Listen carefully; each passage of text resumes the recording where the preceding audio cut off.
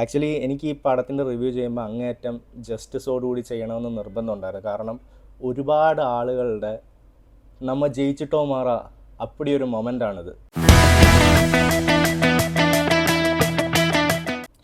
Hello my dear people, welcome back to ACP vlogs. Vaazha 2 biopic of a billion bros തിയേറ്ററിൽ പോയി കണ്ടു. ഇന്നലെ ലേറ്റായിട്ടാണ് കണ്ടത്, അതുകൊണ്ട് തന്നെ വന്ന് ക്ഷീണിച്ച് കിടന്നുറങ്ങി. അതുകൊണ്ട് തന്നെയാണ് റിവ്യൂ ഇത്രയും ലേറ്റായത്. എന്താ പറയുക, ഒറ്റ വാക്കിൽ ഈ പടം എങ്ങനെ ഉണ്ടെന്ന് പറയാൻ പറ്റില്ല. ഒറ്റ വാക്കിൽ പറയാൻ പറ്റും, അതിമനോഹരം. ഒരു 16-17 വയസ്സ് തുടങ്ങിയുള്ള ഒരു കൂട്ടം ചെറുപ്പക്കാരുടെ ലൈഫിൽ എന്തൊക്കെ സംഭവിക്കുമോ അതെല്ലാം ഈ പടത്തിൻ്റെ ആ ഒരു 2 മണിക്കൂറിൽ തീർത്തിട്ടുണ്ട്. ഒരു പോയിൻ്റ് പോലും ടച്ച് ചെയ്യപ്പെട്ടിട്ടില്ല. സൗഹൃദം വേണോ, പാരൻസുമായിട്ടുള്ള റിലേഷൻ വേണോ, സിബ്ലിങ്സുമായിട്ടുള്ള റിലേഷൻ വേണോ, പ്രണയം വേണോ, സ്കൂളിലെ പ്രശ്നങ്ങൾ വേണോ, എല്ലാ പോയിൻറ്റ്സും ടച്ച് ചെയ്തുകൊണ്ടാണ് ഈ ഫിലിം പോയിരിക്കുന്നത്. എന്നാൽ ഒരു മിനിറ്റ് പോലും ഈ ഫിലിം എവിടെയും നമ്മളെ ബോറടിപ്പിക്കുന്നില്ല. സ്ക്രീനിൽ നമ്മൾ ഓരോ ആർട്ടിസ്റ്റിനെ കാണുമ്പോഴും നമ്മളെയോ നമുക്കറിയാവുന്ന നമ്മുടെ കൂട്ടുകാരെയോ സിബ്ലിങ്സിനെയോ കസിൻസിനെയോ ഒക്കെ ആയിരിക്കും ആ സ്ക്രീനിൽ നമ്മൾ കാണുന്നത്. അത്രയ്ക്ക് റിയൽ ലൈഫുമായിട്ട് റിലേറ്റ് ചെയ്ത് ഒരു മൂവി തന്നെയാണ്.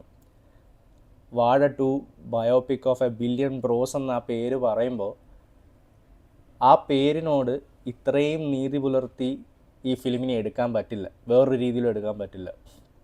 അത്രയ്ക്ക് ലിറ്ററലി ഒരുപാട് കൂട്ടുകാരുടെ, ഒരുപാട് സഹോദരങ്ങളുടെ റിയൽ ലൈഫ് തന്നെയാണ് ആ ഫിലിമിൽ ഇങ്ങനെ കാണിച്ചു പോയിരിക്കുന്നത്. അതും അത്രയും രസകരമായിട്ട് എടുത്തു വച്ചിരിക്കുന്നത്. So hats off to that to Savan and Vipin Das. ആ റൈറ്റിങ്ങിൻ്റെ ആ ഒരു മികവ് ആ സിനിമയിൽ ത്രൂ ഔട്ട് ഉണ്ടായിരുന്നു. And direction absolute. അത് പറഞ്ഞു തുടങ്ങാനാണെങ്കിൽ തുടക്കം മുതൽ പറയണം. ഫിലിമിൻ്റെ ആ ഒരു സ്റ്റാർട്ടിങ് പോയിൻ്റ് മുതൽ ഓരോ ക്യാരക്ടേഴ്സും തമ്മിലുള്ള ഒരു ഇമോഷണൽ കണക്റ്റ് ബിൽഡ് ചെയ്ത് കൊണ്ടുവരുന്നു. ഇപ്പം ബിഗ് ബഡ്ജറ്റ് ഫിലിംസ് വരുമ്പോൾ യൂണിവേഴ്സ് ബിൽഡ് ചെയ്യാന്ന് പറയില്ല, അതുപോലെ ഇതൊരു ഫീൽ ഗുഡ് മൂവിയാണ്. ആ ഫീൽ ഗുഡ് മൂവിയിൽ ഓരോ ക്യാരക്ടേഴ്സും തമ്മിലൊരു ഇമോഷണൽ ബോണ്ട് കണക്ട് ചെയ്യാൻ പറ്റുമ്പോഴാണ് അത് നമുക്ക് എൻജോയ് ചെയ്യാൻ പറ്റുന്നത്, റിലേറ്റ് ചെയ്യാൻ പറ്റുന്നതുമെല്ലാം. അത് അതിമനോഹരമായിട്ട് ബിൽഡ് ചെയ്ത് വെച്ചിട്ടുണ്ട്. ഓരോ ക്യാരക്ടേഴ്സിനും ഇമ്പോർട്ടൻ്റ് ആയിട്ടുള്ള സ്ക്രീൻ സ്പേസ് കൊടുക്കുന്നുണ്ട്. ആ കൊടുത്ത സ്ക്രീൻ സ്പേസിൽ ആ കാസ്റ്റ് ചെയ്തിരിക്കുന്ന ഓരോ ആക്ടേഴ്സും അവരുടെ മികവ് തെളിയിച്ചിട്ടുണ്ട്.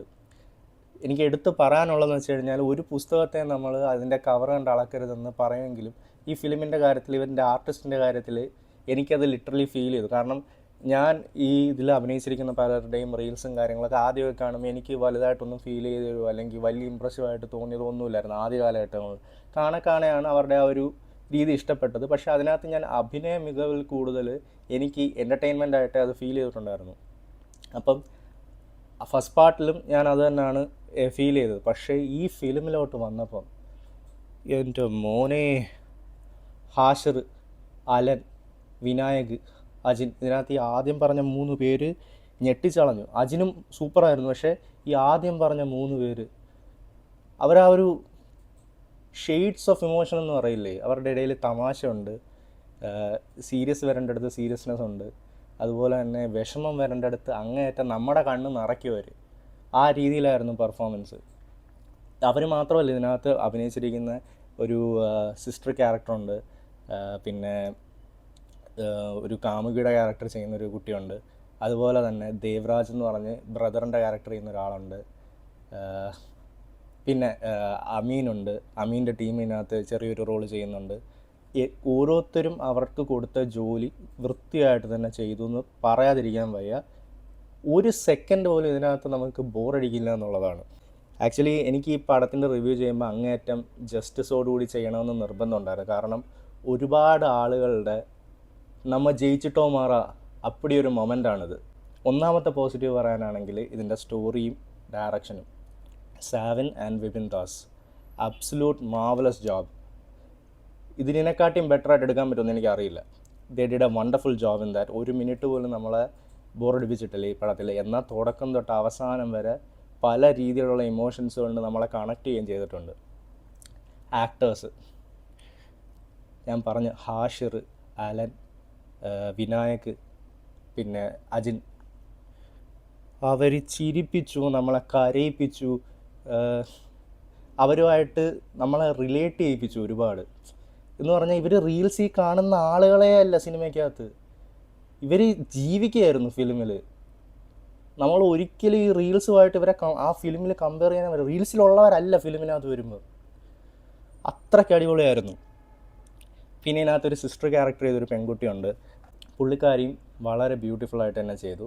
ദേവരാജ് എന്ന് പറഞ്ഞ ആൾക്ക് ചെറിയ സ്ക്രീൻ സ്പേസേ ഉള്ളൂ, പക്ഷേ ആ കൊടുത്ത ഒരു ലാസ്റ്റ് ഒരു കുറച്ചൊരു ഡയലോഗ് സീക്വൻസ് ഉണ്ട്, അതും പുള്ളി ഭയങ്കരമായിട്ട് കണക്ട് ചെയ്തു നമ്മളെ.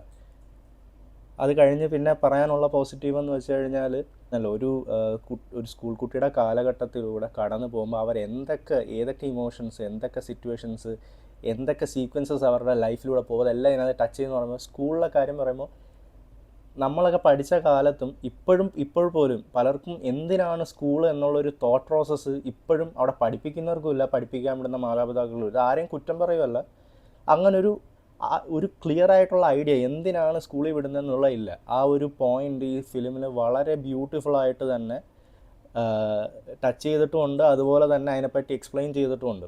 എന്നാൽ അത് രസകരമായിട്ടുള്ള രീതിയിൽ ഒരു എന്താ പറയുക, ഒരു നറേഷനോ അല്ലെങ്കിൽ ഒരു ക്ലാസ് എടുക്കുന്ന പോലെയല്ല, വളരെ രസകരമായിട്ടുള്ള രീതിയിലാണ് അത് ചെയ്തിരിക്കുന്നത്. അൽഫോൺസ് പുത്രനുണ്ട് ഇതിനകത്ത്. ഒരു ട്രെയിലർ കണ്ട പോലെ ഒരു പോലീസിൻ്റെ വേഷമാണ്. പുള്ളിക്കാണ് ഈ ഒരു സീക്വൻസിൽ ഏറ്റവും കൂടുതൽ റോളുള്ളതും ഈ സ്കൂളിൻ്റെ കേസിൽ. അത് പുള്ളി രസകരമായിട്ടും മനോഹരമായിട്ടും ചെയ്തിട്ടുണ്ട്. പ്രേമത്തിൻ്റെ റെഫറൻസസ് വരുന്നുണ്ട് ഇതിനകത്ത്. പിന്നെ ബാക്കിയുള്ള ആക്ടേഴ്സ് പറയാനാണെങ്കിൽ സുധീഷ്, ബിജുക്കുട്ടൻ അച്ഛൻ്റെ റോളുകളാണ് ചെയ്യുന്നത്. ദേ did a wonderful job. Bijukuttan ഞെട്ടിച്ചു ശരിക്കും. ആ ഒരു ലവിങ് സപ്പോർട്ടിങ് ഫാദറിൻ്റെ ആ ഒരു ക്യാരക്ടർ ആ പുള്ളി അത് നല്ലപോലെ എക്സിക്യൂട്ട് ചെയ്തിട്ടുണ്ട്. സുധീഷ് ഒരുപാട് ചില സ്റ്റേജസിൽ നിസ്സഹായനായിട്ട് നിൽക്കുന്ന രീതിയിലുള്ളൊരു ഫാദർ, എന്നാൽ മക്കളോട് അധികം സ്നേഹമുള്ളൊരു ഫാദർ, ആ ഒരു റോളും പ്രകടിപ്പിക്കാൻ അറിയാത്തൊരു ഫാദർ, ആ ഒരു റോളും ആ പുള്ളി അത് നല്ല രീതിയിൽ ചെയ്തിട്ടുണ്ട്. ഇതിനകത്ത് മദർ ക്യാരക്ടേഴ്സ്, അവർ കരയുന്നതായാലും അവർ ദേഷ്യപ്പെടുന്നതായാലും ഒരുപാട് സിറ്റുവേഷൻസ് നമുക്ക് നമ്മുടെ ലൈഫുമായിട്ട് പറഞ്ഞു കഴിഞ്ഞാൽ അതേ പറയാനുള്ളൂ. നമ്മൾ ജീവിച്ചു പോയ ജീവിതം, ഒരുപാട് കാര്യങ്ങൾ നമ്മളും നമുക്ക് പരിചയമുള്ളവരും നമ്മുടെ സുഹൃത്തുക്കളും സഹോദരങ്ങളൊക്കെ ജീവിച്ചു പോയ ജീവിതം അത് തന്നെയാണ് ആ സ്ക്രീനിൽ കണ്ടത്. പടം കണ്ടു കഴിഞ്ഞ് ഇറങ്ങുമ്പോൾ ഇതിനകത്ത് നെഗറ്റീവ് എന്തെങ്കിലും ഉണ്ടോ എന്ന് ചോദിച്ചാൽ ഒന്നും തന്നെ പറയാൻ എനിക്കില്ലായിരുന്നു. ഞാൻ കുത്തിയിരുന്ന് ആലോചിച്ചിട്ട് പോലും എനിക്ക് എന്താണ് നെഗറ്റീവ് പറയേണ്ടതെന്ന് അറിയത്തില്ലായിരുന്നു. ഇതിനകത്തൊരു വണ്ടർഫുൾ ക്യാമിയോ ലാസ്റ്റ് വരുന്നുണ്ട്, അതും നല്ല രസത്തോടെയാണ് ചെയ്തിരിക്കുന്നത്. പിന്നെ പറയാനുള്ളത് ഇതിൻ്റെ മ്യൂസിക്കാണ്. എൻ്റെ പൊന്നേ, BGM മ്യൂസിക് ചെയ്തിരിക്കുന്നത് അങ്കിത് മേനോൻ. ഇതിനകത്ത് മ്യൂസിക് BGM എൻ്റെ പൊന്നേ എന്ത് ബ്യൂട്ടിഫുൾ ആയിരുന്നെന്നറിയാം. ഓരോ സിറ്റുവേഷനിൽ ഈ മ്യൂസിക്കിൻ്റെ കൂടെ അതിന് ചേരുന്ന രീതിയിൽ ലിറിക്സ് വെച്ചിട്ട് സോങ്സ് ആയിട്ടാണ് പല BGMസും വരുന്നത്. എല്ലാം നമുക്ക് കണക്റ്റാവും. ഈ ഫിലിമിൽ നമുക്ക് കണക്റ്റ് ആവാത്തതായിട്ട് ഒന്നും തന്നെ വരില്ല. പിന്നെ ഇതിനകത്ത് എടുത്ത് പറയാനുള്ളത്, നമ്മളെ എല്ലാ സ്കൂളിലും കാണും ചൊറിയന്മാരായിട്ടുള്ള മാഷന്മാരും ടീച്ചർമാരും. അതായത് പിള്ളേരെ എങ്ങനെ ഇങ്ങനെ കൺട്രോൾ ചെയ്ത് അവരെ വെറുപ്പിച്ച് അവരെല്ലാം ഒതുങ്ങിക്കൂടിയിരിക്കണമെന്ന് പറയുന്ന കുറേ ടീച്ചർമാരാണ്. അങ്ങനെ 2-3 ടീച്ചേഴ്സിൻ്റെ റോൾ ഇതിനകത്ത് മെയിനായിട്ട് ചെയ്തിരിക്കുന്നത് വിജയ് ബാബു. എൻ്റെ പിന്നെ വിജയ് ബാബുവിനെ ആ ഒരു ക്യാരക്ടർ ചെയ്യുന്ന കണ്ടു കഴിയുമ്പം ഞാൻ തിയേറ്ററിൽ ലിറ്ററലി ഇരുന്ന് പറഞ്ഞ് അടി അവനെയെന്ന്. അമ്മാതിരി നമ്മളെ വെറുപ്പിച്ചു. ആ ഒരു ആക്ടിങ് പുള്ളി മനോഹരമായിട്ട് ചെയ്തു. പിന്നെ അതുപോലെ തന്നെ എല്ലാ സ്കൂളിലും എല്ലാ കോളേജിലും പിള്ളേരെ മനസ്സിലാക്കുന്ന, പിള്ളേർക്ക് മുന്നോട്ട് ജീവിതമുണ്ട്, അതിനവർ ബെറ്റർ ആവണമെന്ന് വിശ്വസിക്കുന്ന, പിള്ളേരെ സ്നേഹിക്കുന്ന സാറന്മാരും കാണും. അജു വർഗീസ് അങ്ങനെ ഒരു ക്യാരക്ടറാണ് ചെയ്തിരിക്കുന്നത്. പുള്ളിയും അത് അതിമനോഹരമായിട്ട് ചെയ്തു. പിന്നെ ഇതിനകത്ത് പ്രിൻസിപ്പൾ, ആർട്ടിസ്റ്റിൻ്റെ പേരെനിക്കറിയില്ല, പുള്ളിക്കാരി വ്യസന സമേതം ബന്ധുമിത്രാദികളുടെ ഒരു അമ്മായിയായിട്ടൊക്കെ വരുന്നുണ്ട്. പുള്ളിക്കാരിയും ആ ഒരു ചെറിയ റോളേ ഉള്ളൂ, പക്ഷേ അതും നല്ല രീതിയിൽ ചെയ്തിട്ടുണ്ട്. പിന്നെ സോഷ്യൽ മെസ്സേജിൻ്റെ കാര്യം ഞാൻ പറഞ്ഞത്, നമുക്ക് എല്ലാവർക്കും അറിയാം നമ്മുടെ നാട്ടിൽ ഇപ്പം അബ്യൂസസ്, ഡ്രഗ് അബ്യൂസസ് ആയാലും ആൽക്കഹോൾ അബ്യൂസസ് ആയാലും കുട്ടികൾക്കും സ്ത്രീകൾക്കും നേരെയുള്ള അക്രമങ്ങളായാലും എല്ലാം നല്ല രീതിയിൽ വർദ്ധിച്ചു വരുന്നൊരു കാലഘട്ടമാണ്. ഇപ്പോൾ പലർക്കും ഇത് എന്തുകൊണ്ട് നടക്കുന്നു എന്നുള്ളൊരു ക്ലിയർ ആയിട്ടുള്ള ഐഡിയ ഇല്ല. അതിനെപ്പറ്റിയും നല്ല സ്ട്രോങ് ആയിട്ടുള്ളൊരു സോഷ്യൽ മെസ്സേജ്, എന്തുകൊണ്ട് കുട്ടികൾ ഇങ്ങനെയുള്ള കാര്യങ്ങളിലേക്ക് തിരിയുന്നു, എന്തുകൊണ്ട് പിള്ളേർ ഇവിടെ നിന്ന് രക്ഷപ്പെട്ട് ഓടുന്നു, അതെല്ലാം ഇതിനകത്ത് വളരെ സിമ്പിളായിട്ടും വളരെ ഡീറ്റെയിൽഡ് ആയിട്ടും കണക്ട് ചെയ്ത് പറയുന്നുണ്ട്. Overall this film was a package of love friendship, sibling love, social messages, literally biopic of a billion bros. അതിലപ്പുറത്തേക്ക് ഒന്നുമില്ല. ഫസ്റ്റ് പാർട്ട് ആക്ച്വലി പാരൻസും കുട്ടികളും തമ്മിലുള്ള ഇമോഷണൽ റിലേഷൻഷിപ്പിൻ്റെയും മനസ്സിലാക്കുന്നതിന് അണ്ടർസ്റ്റാൻഡിങ്ങിൻ്റെയൊക്കെ റിലേറ്റഡ് ആയിരുന്നു. സെക്കൻഡ് പാർട്ട് വന്നപ്പോൾ it focused more on sibling love. പിന്നെ ഒരു ഈ ഒരു കാലഘട്ടത്തിൽ കൂടെ കടന്നു പോകുന്ന കുട്ടികളിലേക്കാണ് കൂടുതലും ഫോക്കസ് ചെയ്യുന്നത് പാരൻസിനെക്കാട്ടിലും. അതും വളരെ ബ്യൂട്ടിഫുൾ ആയിട്ട് തന്നെ ചെയ്തിട്ടുണ്ട്. ഇതിനേക്ക് ഇനി ഒരു തേർഡ് പാർട്ട് വരുവാണെങ്കിലും അതും പോയി കാണുന്നതിന് ആർക്കും ഒരു മടി ഉണ്ടാവില്ല. കാരണം ഫസ്റ്റിനെക്കാട്ടിൽ എന്തുകൊണ്ടും ബെറ്റർ എന്ന് പറഞ്ഞാൽ ഫസ്റ്റ് മോശമായിരുന്നെന്നല്ല, ഫസ്റ്റ് അടിപൊളിയായിരുന്നെങ്കിൽ ഇത് അതിലും അടിപൊളിയായിരുന്നു. അമ്മാതിരി ഒരു പടമായിരുന്നു. എല്ലാവരും ഈ ഫിലിം എന്തായാലും തിയേറ്ററിൽ പോയി കാണണം. സോഷ്യൽ മെസ്സേജ്, ലവ്, എൻ്റർടൈൻമെൻറ്റ് എന്നതിനൊപ്പം തന്നെ ഒരുപാട് ചെറുപ്പക്കാരായ ആർട്ടിസ്റ്റുകളുടെ ഒരു ലോഞ്ച് പാഡ് കൂടിയാണ് ഈ ഫിലിം. ഇതിനകത്ത് എല്ലാം ഉണ്ട്. ലവ് ഉണ്ട്, ഫ്രണ്ട്ഷിപ്പ് ഉണ്ട്, പാരൻ്റൽ ലവ് ഉണ്ട്, സിബ്ലിംഗ് ലവ് ഉണ്ട്, സോഷ്യൽ മെസ്സേജസ് ഉണ്ട്, സ്കൂൾ ലൈഫിനെ പറ്റിയുണ്ട്. അങ്ങനെ എല്ലാ കാര്യങ്ങളും ഇതിനകത്തുണ്ട്. So go watch it in the theatres, enjoy with your family. See U.